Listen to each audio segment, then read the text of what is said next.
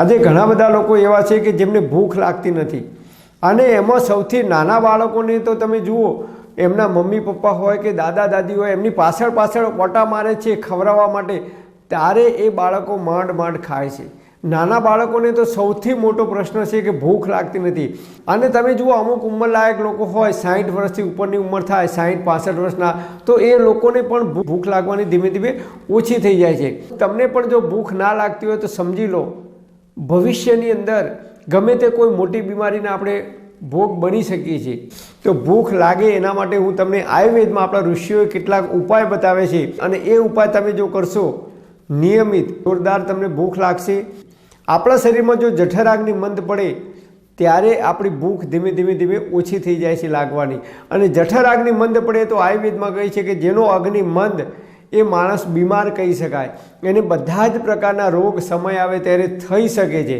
દાખલા તરીકે આપણા ઘરે કોઈ પ્રસંગ હોય, 50 કે 60 માણસની ચા બનાવવાની હોય, આપણે ગેસ સળગાવીએ અને ગેસ એકદમ ધીમો સળગે તો શું થાય? કલાક 2 કલાક કે 2.5 કલાક સુધી ચા બનીને મોટું તપેલું ભરીને મૂક્યું હોય તો નીચે દાજે જાય, અને ઉપર તો એવી ને એવી જ રહે, જલ્દીથી ઉભરો ના આવે કે જલ્દીથી ઉકળે નહીં કે જલ્દીથી ચા બની ના શકે. અને એ રીતે તમે જો ખીચડી મૂકી હોય કે ભાત મૂક્યા હોય 50 કે 60 માણસના તપેલું ભરીને, તો ભાત કે ખીચડી હોય શું થાય? નીચે દાજે અને ઉપર કાચી રહે.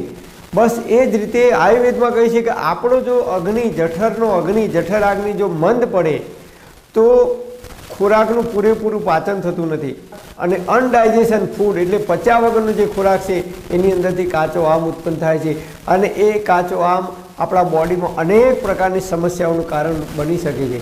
તો આપણે અગ્નિને પ્રદીપ કરવો તો સૌથી પહેલામાં પહેલો ઉપાય જે હું નિયમિત કરું છું, મારા બોડી પર મેં પ્રયોગ કર્યો છે અને વર્ષોથી આ પ્રયોગ કરતો આવ્યો છું. ખૂબ સારી રીતે ખોરાકનું પાચન થાય છે અને ભૂખ પણ ટાઈમસર લાગે છે. તો એના માટે શું કરવાનું?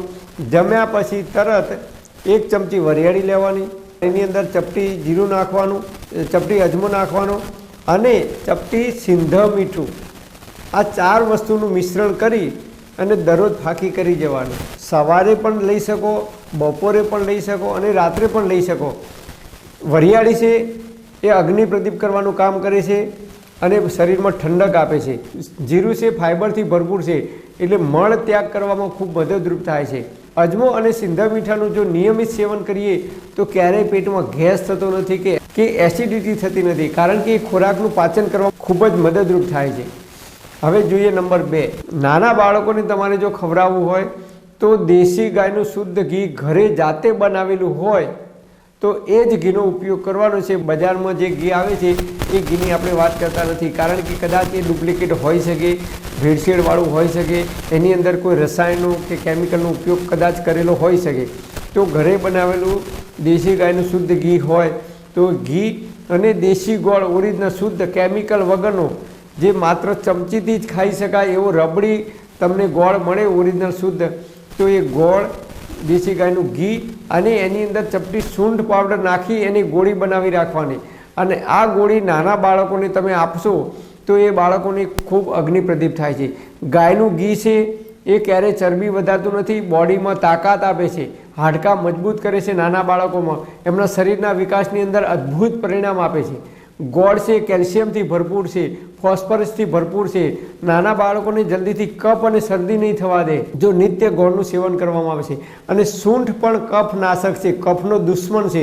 તો નાના બાળકોને વારંવાર કફ થતો હોય, શરદી થતી હોય, ઉધરસ થઈ જતી હોય, તો એ લોકોને આ નિયમિત તમે ગોળી આપશો. ચણાના દાણા જેટલી જ ગોળી આપવાની છે, વધારે આપવાની નથી, અને ગરમ નહીં પડે, કારણ કે એની સાથે ગાયનું ઘી તમે મિક્સ કરો છો. ચણા જેટલી ગોળી સવારે, બપોરે, સાંજે 3 ટાઈમ તમે જમ્યા પછી અથવા જમવાના થોડીક વાર પહેલાં તમે આપશો તો પણ એક અગ્નિ ખૂબ પ્રદીપ કરવાનું કામ કરે છે. અને જે કંઈ ખોરાક લો છે, ખોરાકનું યોગ્ય રીતે અને સમયસર પાચન થાય છે તો આપણને ફરીથી ભૂખ લાગે છે ટાઈમસર.